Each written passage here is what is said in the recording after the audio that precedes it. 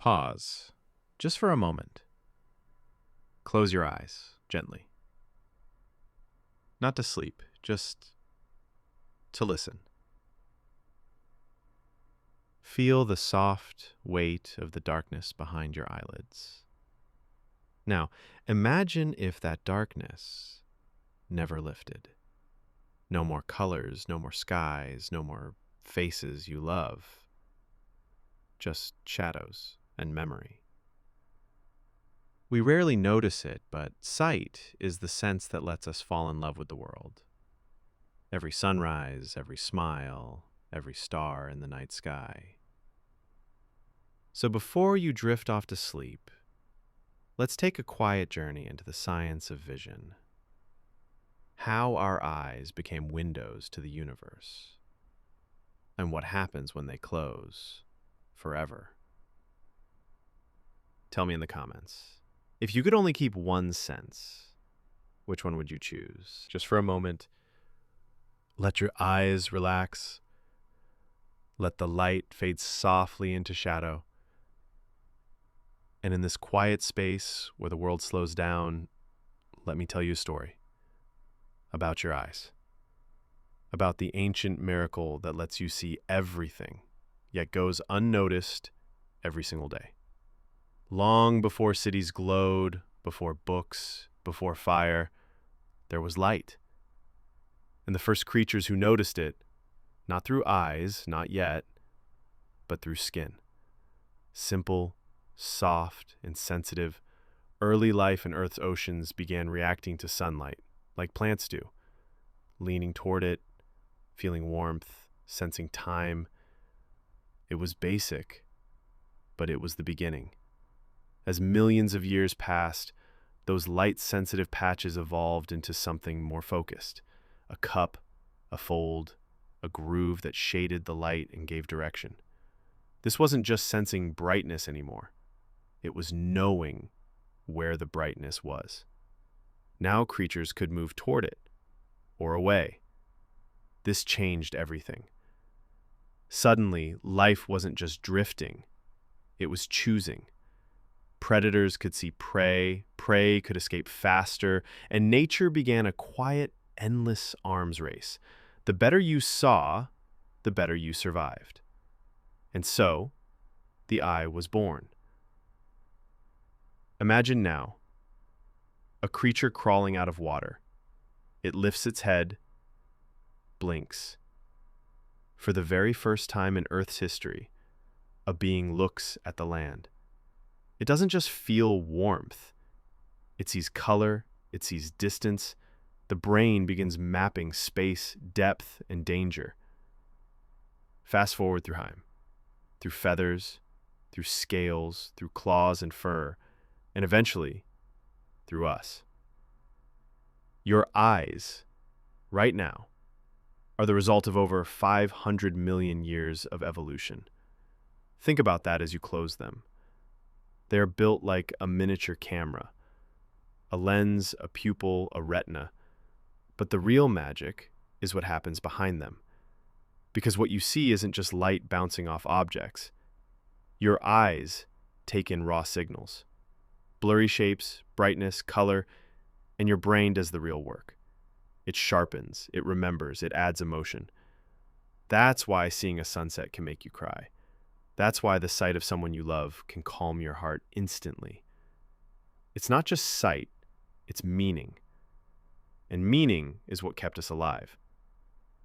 In the wild, a flash of movement in the corner of your eye could mean a predator. The shape of fruit in a tree could mean survival. The look in someone's eyes could mean trust or betrayal. Our brains evolved to treat sight as a language, the fastest one we know. Faster than sound, faster than words. In fact, your brain processes visual information in just 13 milliseconds. That's faster than a blink. Faster than you. Your brain ties memories to images, faces, places, scenes from childhood. The smell of bread might remind you of home, but the sight of a kitchen window glowing at sunset, that brings tears. Because your eyes don't just see light, they carry time. And then there's love. Do you know that eye contact with someone you care about can increase oxytocin? It's the same hormone released during hugs. When two people stare into each other's eyes for 2 minutes, their heart rates synchronize, their breathing aligns, the body calms. Your eyes are not just tools, they're bridges. They let us recognize each other, trust each other, heal each other. It's no wonder we say, I saw it with my own eyes, when we mean absolute truth. Sight became our gold standard for reality. If we see it, it's real. And if we lose it, something deep inside us panics. Now, close your eyes again, slowly. The world may fade into shadow, but the story doesn't end there. Because even in complete blindness, the brain continues to see. Not with light, but with memory, imagination, and sound. People who lose their vision often describe vivid dreams, mental images, and spatial awareness. The truth is, sight doesn't just happen in the eye, it happens within you. So tonight, as your eyes rest and your mind floats between darkness and dreams, remember this. You carry inside you the oldest survival system on Earth, an evolutionary masterpiece, a miracle so quiet we forget it's even there. But without it, we wouldn't know color. We wouldn't recognize each other. We wouldn't remember the way home. Sight didn't just help us survive. It helped us love. And perhaps that's what makes it the most valued sense of all. Let your eyes soften. Let the light around you dim. Maybe you're lying in bed, phone resting gently in your hands, or maybe you're curled beside a window, watching the last whispers of sunlight disappear. Wherever you are, just slow down. Close your eyes if you'd like. And ask yourself, when I stop seeing, does the world disappear? Or is my mind still watching quietly behind the scenes? Most people believe we see with our eyes, but here's a gentle truth. We don't. Your eyes are just lenses, windows that catch light and pass it inward. But the real vision happens deep inside you, in the shadows of your brain. And there's one place in particular where this magic unfolds. The visual cortex, a sprawling region in the back of your head just above your neck. It's quiet there, dark even. But in that darkness, your brain creates the light of your world. Let's take a journey together into that mysterious space behind your eyes. Right now, millions of photons, tiny packets of light, are bouncing into your retinas. They strike special cells in your eye called photoreceptors, rods and cones. Rods handle black and white, cones capture color. They don't think. They don't feel. They just send signals, electrical impulses, simple data to your brain. And then, your mind begins to build. Like a painter in the dark, it takes all that scattered light and turns it into meaning. A cup on a table, the outline of your hand, the soft glow of your phone. You don't see the world. Your brain makes the world. It stitches together signals from both eyes, fills in the missing pieces, guesses where shadows are, and even corrects for the blind spot, a literal hole in your vision where the optic nerve exits the eye.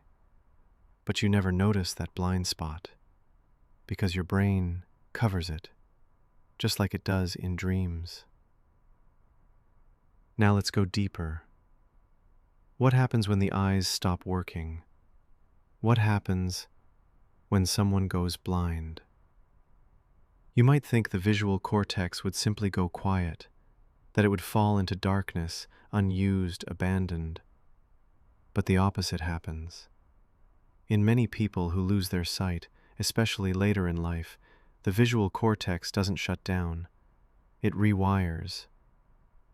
It starts listening to other senses, touch, sound, even memory. Blind people reading Braille show high activity in the visual cortex, as if the brain is using it as a substitute processing center. And when they hear a sound echoing in a room, their brains paint spatial pictures from the echoes, not with eyes, but with thought. There are even cases of blind sight, a rare let your eyes soften, let the light around you dim. Maybe you're lying in bed, phone resting gently in your hands, or maybe you're curled beside a window, watching the last whispers of sunlight disappear. Wherever you are, just slow down. Close your eyes if you'd like. And ask yourself, when I stop seeing, does the world disappear?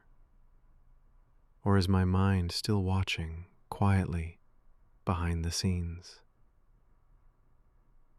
Most people believe we see with our eyes, but here's a gentle truth: we don't. Your eyes are just lenses, windows that catch light and pass it inward. But the real vision happens deep inside you, in the shadows of your brain.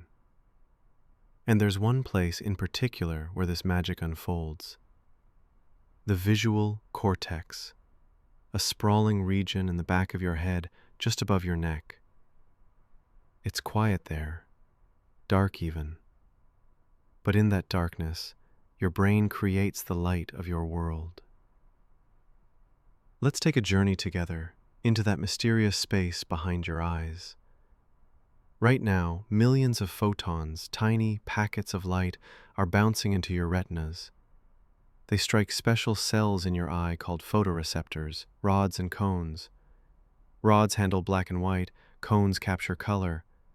They don't think. They don't feel. They just send signals, electrical impulses, simple data to your brain. And then, your mind begins to build. Like a painter in the dark, it takes all that scattered light and turns it into meaning. A cup on a table, the outline of your hand, the soft glow of your phone. You don't see the world. Your brain makes the world. It stitches together signals from both eyes, fills in the missing pieces, guesses where shadows are, and even corrects for the blind spot, a literal hole in your vision where the optic nerve exits the eye. But you never notice that blind spot, because your brain covers it, just like it does in dreams. Now let's go deeper. What happens when the eyes stop working? What happens when someone goes blind? You might think the visual cortex would simply go quiet, that it would fall into darkness, unused, abandoned. But the opposite happens. In many people who lose their sight, especially later in life, the visual cortex doesn't shut down. It rewires. It starts listening to other senses: touch, sound, even memory. Blind people reading Braille show high activity in the visual cortex, as if the brain is using it as a substitute processing center. And when they hear a sound echoing in a room, their brains paint spatial pictures from the echoes, not with eyes, but with thought. There are even cases of blind sight, a rare... Are you lying in the dark right now? Phone glowing gently, world hushed around you. Can you hear the distant sounds of life? A ticking clock, a breeze through the window, maybe your own breath slowing down? Close your eyes for a while. Let the darkness settle in, not as something scary, but as something soft. Now imagine this darkness never leaves. For most of us, darkness is temporary. We close our eyes at night, confident that morning will bring light again. But for millions around the world, light never returns, not fully, not clearly, sometimes not at all. So what happens, really happens, inside the human mind when the world turns dark? Let's begin where vision ends, in the silence. When someone loses their sight, whether slowly through illness or suddenly through injury, the brain doesn't shut down. It doesn't surrender. It begins to reshape itself. This process is called neuroplasticity, the brain's remarkable ability to rewire itself, even in adulthood. Think of it like a city rerouting traffic after a bridge collapses. If vision can no longer deliver information, the brain opens new roads. And the first ones to take over? Touch, hearing, smell, even taste. In blind individuals, these senses become amplified. Not through magic, but through real structural changes in the brain. The auditory cortex, responsible for hearing, grows more sensitive. Some people can locate sounds in space with astonishing accuracy: footsteps on a sidewalk, a voice in a crowd, raindrops on glass. To someone without sight, these aren't background noises, they're landmarks. The brain learns to map space using echoes. This is known as echolocation. Yes, the same technique bats and dolphins use, but humans can do it too. Some blind people make clicking sounds with their tongue, and the way the echoes return helps them sense objects, walls, even open doors. To the rest of us, it seems like a superpower. To them, it's survival. The sense of touch also sharpens, not just in the hands, but in the brain's response. Reading Braille isn't just about fingertips feeling bumps. It's about the visual cortex, the part of the brain normally used for sight, helping process touch. Yes, you heard that right. Even though the eyes are silent, the visual cortex stays active. The brain borrows it. So when a blind person runs their fingers across Braille letters, their visual cortex lights up as if they were reading with their eyes. It's one of the most astonishing discoveries in neuroscience. And what about smell? Some blind people can walk into a room and instantly detect the presence of specific people just by their scent, or sense the change in seasons before others do. Without the sun rising or setting to mark the day, many blind individuals rely on internal clocks, circadian rhythms guided by hormonal changes and habit. But without visual cues, even sleep can feel different. Some experience non-24-hour sleep-wake disorder, where the body's clock slowly drifts out of sync with the 24-hour day. And yet, even in all these changes, the emotional experience of losing sight is perhaps the most profound. It's not just the loss of vision, it's the loss of identity, of memories that fade because they were built on what was seen. Imagine no longer recognizing your own face, or never seeing the expression of someone you love again. The grief that comes with blindness is deep, not because of darkness itself, but because of what darkness takes away. But here's the beautiful part. Over time, the mind adapts. People learn to see again in their own way, with sound, with touch, with emotion, with intuition. They stop depending on visual memory and begin building sensory memory. The sound of a loved one's footsteps, the warmth of their hand, the rhythm of their voice. These become the new sight, not optical, but relational. And perhaps the most surprising truth? Many blind people report an increase in imagination. Because they are no longer bound by visual input, their brains wander freely. They describe dreams that feel like songs, memories that take on texture and feeling, stories that build themselves from sound and thought. They may not see light, but their inner worlds shine in different colors. So tonight, as you lie there in the comfort of your own darkness, know this: the brain does not give up. Even when sight is lost, it adapts. It listens harder, feels deeper, remembers differently. When the world turns dark, the mind finds new ways to illuminate itself. Not with vision, but with meaning. Sleep softly tonight. And if you dream, dream in all your senses. Look around you. If your eyes are still open, what color do you see first? Maybe the deep blue of the night, the warm amber glow of your screen, or the soft white of your pillow beneath your head. Now close your eyes. Slowly. Let the colors fade. And ask yourself, were they ever really there? Color feels real. We say we see it. We name it, paint with it, dress in it. Colors shape our emotions. Red is danger, blue is calm, yellow is joy. But here's something quietly strange. Color doesn't exist out in the world, not the way we think. There are no colors in light. There are only wavelengths, invisible measurements of energy. The world outside your eyes is just vibrations, light bouncing off objects in different patterns. Some waves are short and sharp, others are long and gentle. Our eyes detect only a tiny sliver of those waves, a small band of electromagnetic energy known as the visible spectrum. And even within that, we don't see anything directly. We just translate. Inside your eye are special photoreceptor cells called cones, and they come in three types, one for short wavelengths, blues, one for medium, greens, and one for longer, reds.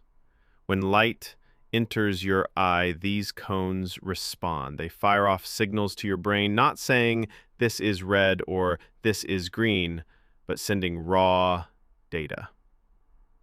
And your brain, it guesses. It compares signals. It interprets patterns. It creates a story. So when you see the sky as blue, what you're really experiencing is your brain's best interpretation of a certain mix of signals, not the color itself, just your mind's version of it. In fact, the sky isn't blue at all. It's clear. It just scatters light, bouncing short wavelengths around more than the rest. And your brain says, this pattern, that's blue. But here's the twist. Someone else's brain might say something slightly different. We'll both call it blue because we learned the same word, but do we see the same thing? We can never know. And what about animals? Some see fewer colors. Dogs, for instance, are mostly red-green colorblind. To them, a rose might just look dull yellow. But butterflies? Some species can see 5 or even 6 types of color cones. They can detect ultraviolet light, colors we can't even imagine. This means your mind can create color where none exists. It can bend and shift what you perceive just to make sense of the world. I've looked for when I was about you one, and I'm wishing it's. And there's more.